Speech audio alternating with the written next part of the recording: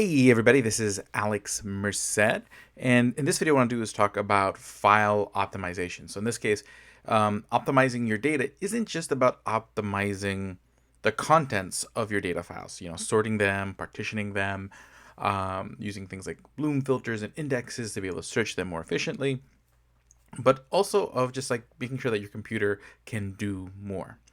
And generally, a way you can get your computer to do more is by having it not do things that it doesn't need to do. So for example, let's say you're adding data. So in this case, we're assuming like a data lakehouse table, something like an Apache Iceberg table. You are writing data to this data set regularly. So every time you write data, you are creating a file or multiple files.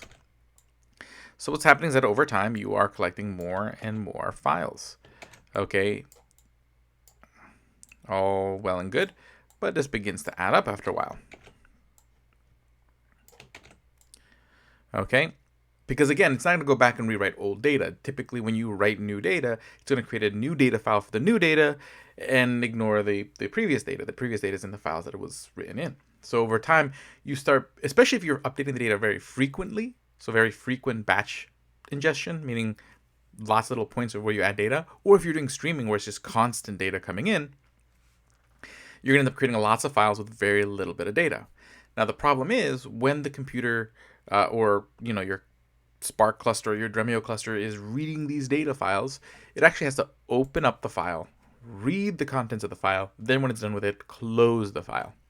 So that means for each individual file, you're adding an additional open and close segment. Okay, so how could you reduce the amount of opening and closes, aka file operations? Well, one way is to have less files. So in order to do that, what you can do is you can run a process called compaction. Okay, that process is called compaction. So what I can do is I can say, hey, you know what? I'm going to take these 6 files and turn them into one. So what I end up with is one larger file that has the same data. So instead of it being like 50 megs or 100 megs, maybe it's a 1 gigabyte file now. So it's a 1 gigabyte Parquet file. But now to read that data, I only have to open the file once, close it out once. And again, if I create decent sized row groups, I can still use the row groups to help prune within that file, but I'm not opening up many individual files. And then again, I can do that again here and say, hey, I'm going to compact these files into this one bigger file. And then maybe these 2 files into a medium sized file because that's what's left.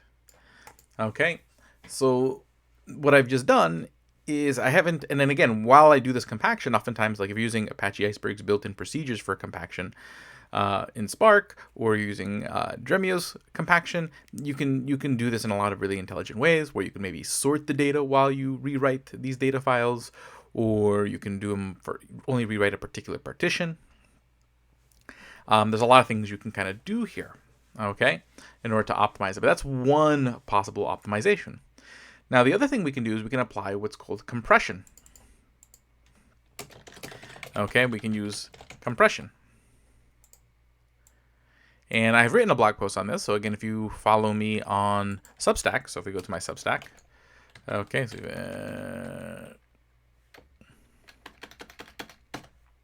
amdatalakehouse.substack. Again, so you can go read the articles I've already written and subscribe to the Substack, so that way you can make sure you get the future articles. But there is an article here where I talk about encryption. So there's right here are specifically compression. Okay, and what compression does is that it tries to find typical compression algorithms. What they do is they try to find like repeated sets of characters. So let's say we see like L space comma several times in the file. What it'll do is it'll replace it with some sort of character. And then there's like a mapping saying, hey, everywhere this character is, it's actually this. So you can actually trim down the total number of characters that the file has to hold to make that data more portable. Okay, so you can actually apply compression to your Parquet files, and that'll make them smaller. And this can make things faster because again, those files, if you're thinking about you are on your laptop and you might be interacting with a Spark cluster or a Dremio cluster, and the data might be stored on like AWS S3 or a Minio cluster. But basically the file has to transfer from where the object storage is to the cluster, and then from the cluster to you. So that movement from, your storage to the cluster that's going to process the data can be faster if the data is smaller. So you end up speeding the process of moving the data by making it smaller. So there's lots of different compression algorithms, and you can read about them in this article. I'll leave you to that. I'll put a link to the Substack in the repository that is attached to the video description, so that we can find all the resources for all these videos in one place. But there's an article there on that. Okay, so that way you can learn more about compression. But basically the idea is that there, if we apply one of these compression algorithms, we can make the files even smaller. So it can have the same amount of data, but be physically smaller, so it can basically transfer quicker. Okay, so basically the idea is by making the file smaller, we reduce the time it takes to transfer a file by creating less files. By taking the files that we have and turning them into bigger files, we reduce the amount of file operations that also speed up the processing process, because we're not having to open and close as many files. Okay, that can slow down this whole process. Okay, and again, well-sized files. So again, typically you'll probably see things like 1 gigabyte or 512 megs as a file size. I think maybe, if I remember right, the default in Apache Iceberg tables is that the Parquet files will be like 1 gigabyte in size, but with 512 or maybe even 128 meg or 512 meg row groups. So in this case, if it's a 512 meg row group, this would be like a 1 gigabyte file with 2 row groups. And again, based on the stats for that row group, it can skip a row group when it's doing a query.